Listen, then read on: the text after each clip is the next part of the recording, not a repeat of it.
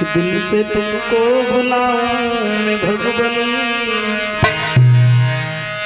दिल से तुमको बुलाऊं मैं भगवन, तेरे बिन मेरा कोई नहीं है।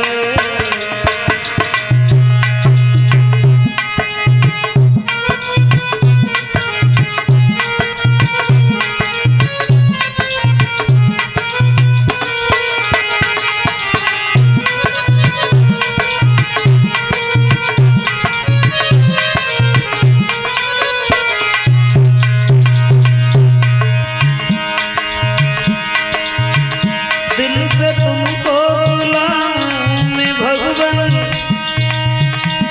तेरे बिन मेरा कोई नहीं है। बड़ी आशा लगी है प्रभु तेरी, बड़ी आशा लगी है प्रभु तेरी, दूजा कोई सहारा नहीं है।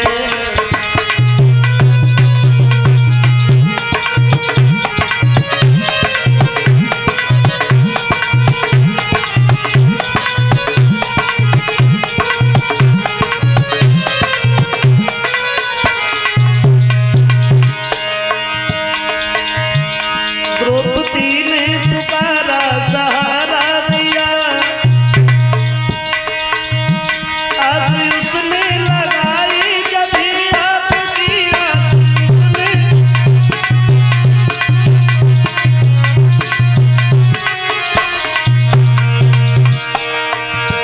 आस उसने लगाई जब भी आपकी,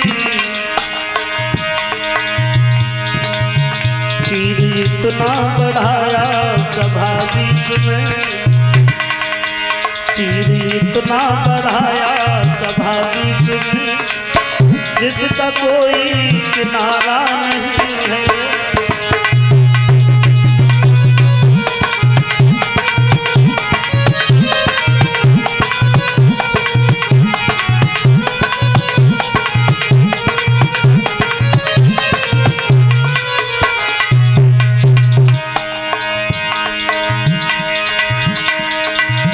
भक्त नरसी सदा दीन दुखिया रहा,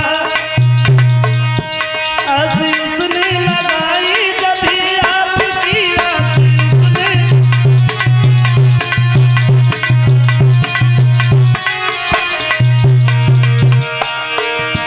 आस उसने लगाई जब भी आपकी, काटे झंझट सभी बेटी रामा के घर, काटे झंझट सभी बेटी रामा के घर, किसी आफत ने घेरा नहीं है।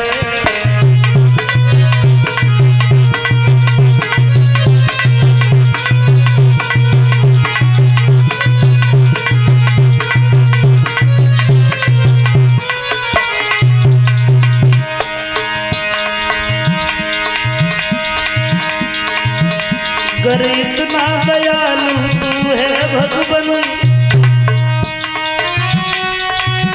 ओ भैया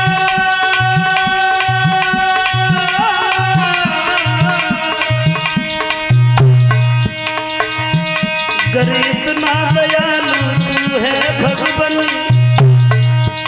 थोड़ी सी जगह मुझको भी दे, दास तेरा है तेरा रहेगा, दास तेरा है तेरा रहेगा, दूजा कोई हमारा नहीं है।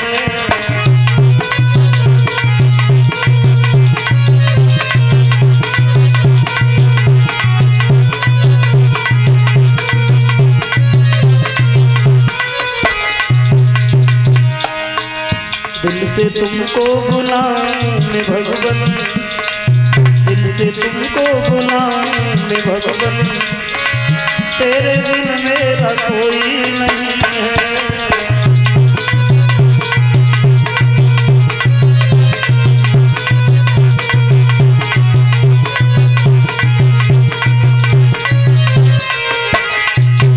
आनंद कंद भगवान की भागवत महापुराण की। परम आदरणीय उपस्थित हमारे समस्त श्रोता बंधु, श्रीमद् भागवत कथा के अनुष्ठान को चलते हुए आपके पवित्र गांव राजनपुर में भगवान की कथा का आज ये द्वितीय दिवस व्यतीत होने के लिए जा रहा है। हमारे मान्यवर श्रीमान प्रमेश यादव जी की सौजन्य से इस भगवान की कथा का आयोजन रखा गया है। अपने खून पसीने की कमाई हुई दौलत से ये भगवान के चरणों में जो समय धन समर्पित कर रहे हैं, और मैं हृदय से इनका आभार कर रहा हूँ, क्योंकि प्राणी के पूर्व जन्म के पुण्य उदय होते हैं, पाप क्षीण होते हैं, और तब ऐसा शुभ अवसर मिलता है।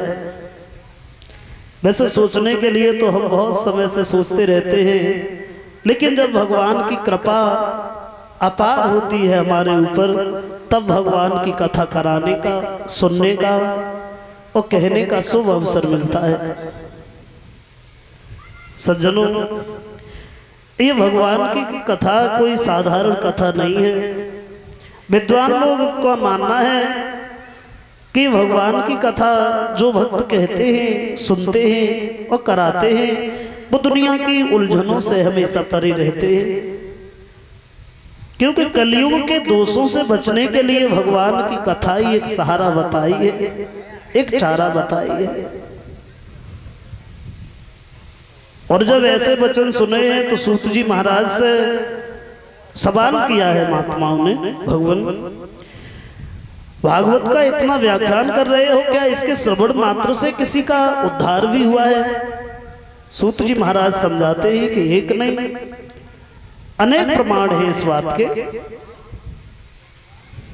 भक्ति के पुत्र ज्ञान वैराग्य के बारे में समझाया है कि भक्ति के ऊपर बुढ़ापा था, ज्ञान वैराग्य के ऊपर जवानी थी, और जब भगवान की कथा सुनी तो भक्ति के ऊपर पुत्रों की अपेक्षा बुढ़ापा नजर में आने लगा। ज्ञान वैराग्य पे पुनः जवानी आई। अच्छा, भक्ति क्या है? भगवान की कथा होना, कीर्तन होना, सत्संग होना, ये भगवान की भक्ति है। मेरी समझ में एक बात आई है कि भगवान की कथा सुनने के बाद तब तो भक्ति के ऊपर जवानी आई, वो बुढ़ापा आ गया था, और ज्ञान वैराग्य पे जवानी आई। लेकिन आज की दशा देखता हूं तो समझ में केवल एक ही बात आती है कि भक्ति पे आज भी जवानी है, ज्ञान वैराग्य आज भी वृद्ध है। क्यों?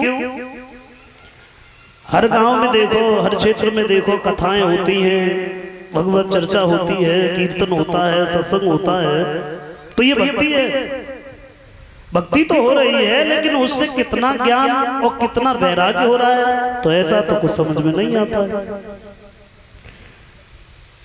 सज्जनों, श्रीमद् भागवत, श्री वैसे एक सम्मान सूचक भी शब्द है, लेकिन भागवत में जब श्री लगाया है तो उसका अर्थ धन से लगाया है। श्री मीन्स धन, और मद माने अहंकार होता है। वा से भक्ति, गा से ज्ञान, वा से वैराग्य और ता से तत्व, यानी जहां पर धन का कोई घमंड नहीं हो, भक्ति ज्ञान वैराग्य के तत्व की चर्चा होती है, तो वहां पर भागवत होती है। मैं देखता हूं प्रत्येक क्षेत्र में, प्रत्येक गांव में भगवान की कथाएं होती हैं। उन लोगों में आपस में विवाद के वजह से जहाँ पे कथा होती है वहाँ पर लोग जाते भी नहीं। मेरा वहाँ पे विवाद है, मैं नहीं जाऊँगा। तो ये किसी एक की कथा नहीं है, भगवान की कथा है, सबको आना चाहिए। उन लोगों में एक अहम होता है, मेरे पास धन की कोई कमी थोड़ा है, हम दूसरी कथा कराएंगे, अच्छे व्यास लेके आएंगे। तो जहाँ पर धन का घमंड हो गया, फिर वहाँ भागवत कहाँ है? और हर क्षेत्र में, हर परिवार में फूट, आज के दौर में देखा जाए तो फूट हर जगह है। भाई भाई में नहीं बने, पिता पुत्र में विवाद हो रहा है, और ये मैं तो यही कहूंगा कि कलयुग का प्रभाव है? जगत में घर की फूट बुरी। भारतेंद्र हरिश्चंद्र जी ने लिखा है, जगत में घर की फूट बुरी।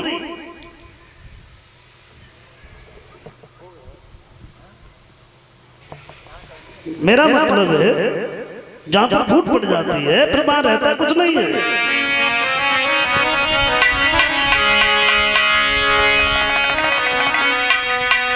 के बुरी है घर की फूट, अब तो मेल बढ़ाई ले बुरी है।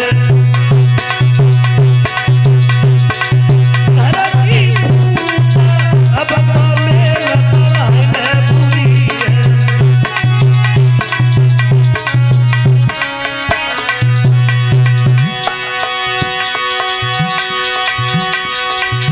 कैसे घर में फूट बुरी है आप सोचो। अगर फूट के बीज भारत न बोता तो इस तरह के गोली लगाई न होती। अगर फूट दशरथ और कई में न होती तो रावण ने सीता चुराई न होती।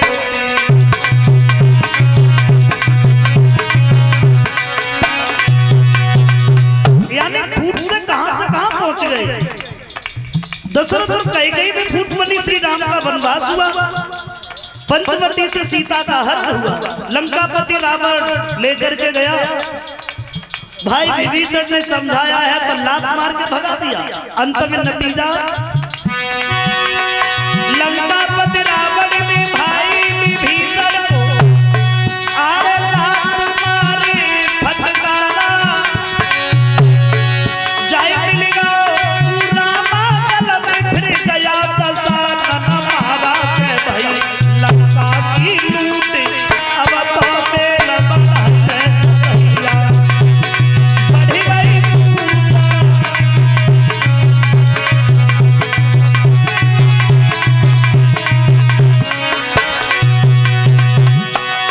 फूट के चलते हुए लंकापति रावण का विनाश हो गया। हमारी और तुम्हारी औकात क्या है? एक विद्वान ये कहता है कि अगर कोई तुम्हारे तमाचा मारे, गोली मार दो उसको, ईंट का जवाब पत्थर से दो, किसी विद्वान ने कहा है। और ये बात तो हमारी समझ में नहीं आई। गलत के साथ में अगर आप भी गलत बन गए तो फिर उसमें और तुम में अंतर नहीं रहा। तुम्हें बुद्धि और विवेक से काम लेना चाहिए। उस गलत प्राणी की संगति को छोड़ो। आप सोच के देखो, अगर कोई सूकर पड़ा है, अगर वो तुम्हें गंदा कर दे तो क्या करोगे? उसे आप भी गंदा करोगे? वो तो पहले से ही गंदा है। तुम्हारा धर्म है कि उससे बच के रहो। कहते लगी हो आग पेट्रोल से बुझाए कोई, बुझेगी या फिर वो गांव को जला देगी। भिड़ियन में भेड़ पंचायत करेगी, पंचायत करेगी, पंचन में मत खाएगी।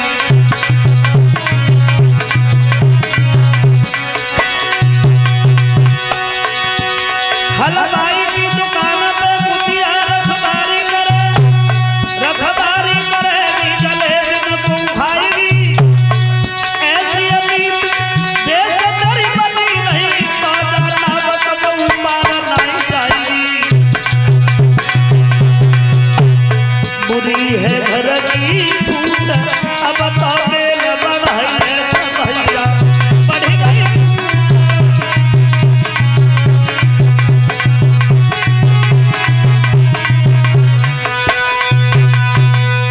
जगत में घर की फूट बुरी। और इस बात का सबसे बड़ा प्रमाण है महाभारत का युद्ध, कौरव और पांडव। ये कौरव और पांडव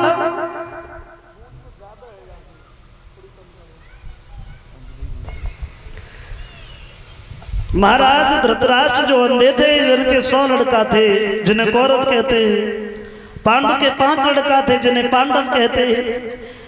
उस परिवार में फूट पड़ गई। भगवान कृष्ण जब शांति दूत बन करके गए हैं तो ये कहा कि 5 गांव ही दे दे। तो दुर्योधन ने यह कहा है कि 5 गांव की बात करते हो, सुई की नोक के बराबर जगह नहीं दूंगा मैं।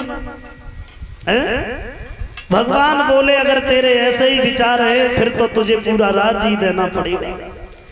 और धीरे धीरे धीरे धीरे अंत में फिर समझाया है तो पांडवों को इंद्रप्रस्थ मिल भी गया था। और जब यज्ञ किया है उसमें दुर्योधन गया था तो पांचाली द्रौपदी ने उसका परिहास किया, क्योंकि वो महल ऐसे बनाए थे जहां पे जल भरा हुआ था वहां थल दिखाई देता था, और जहां पर थल था वहां जल भरा हुआ था। वो नहीं समझ पाया, पानी में गिर गया है। तो पांचाली द्रौपदी ने उसका परिहास किया कि अंधे का पुत्र अंधा ही तो होगा। और देखो जब हमारा जन्म होता है तो ना हमारा कोई शत्रु होता है ना कोई मित्र होता है। दुनिया में बनते हैं, मित्र भी बनते हैं, शत्रु भी बनते हैं। ये क्यों बनते हैं पता? ये हमारी वाणी की वजह से। वाणी है कया बोल है जो कोई बोले जाने, और ये तराजू तौल के तब मुख बाहर आने। हमेशा एक ही विचार करना चाहिए कि मेरी वाणी वचन कर्म से किसी की आत्मा को कलेश न पहुंचे। इस वाणी में बड़ी शक्ति है। तलवार के घाव भर जाते हैं, वाणी के घाव नहीं भरते हैं भक्त जनों। कागा किन को धन हरे बकोइल किन को दे, और मीठी बोली बोल के जग अपनो कर ले। स्त्री की बातों में आने के बाद विनाश हो गया दुर्योधन का। और देखो स्त्री की बातों पे तो गौर न की जाए तो ही ज्यादा बढ़िया है। न जाने कितने घर से बेघर हो चुके। कहते अरे नारी की बात न से बड़े बड़े बिगड़ गए, द्रौपदी की बात न से दुर्योधन से उजड़ गए।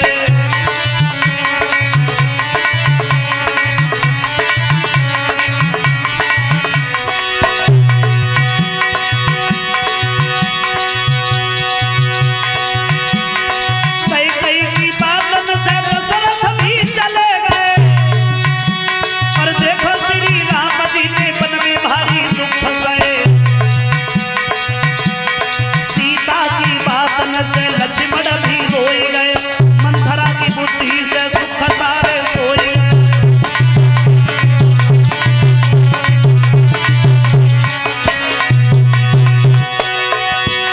अरे मेनका के आगे में विश्वामित्र हार गए, और भूले तपस्या और डूब मझधार गए।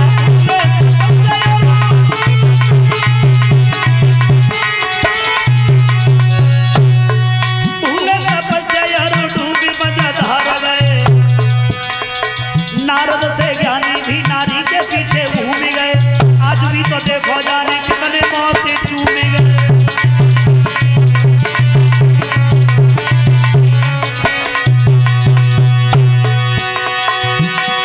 बड़े बड़े बातन वाले वो भी नहीं पार गए। नर की है बात क्या देवता भी हार गए। नर की है बात क्या देवता भी हार गए।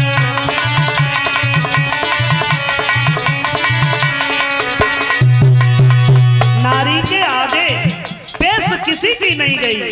एक कवि ये कहता है,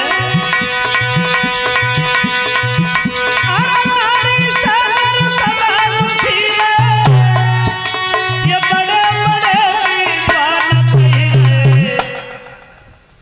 लेकिन नारी से हार गए जी हम।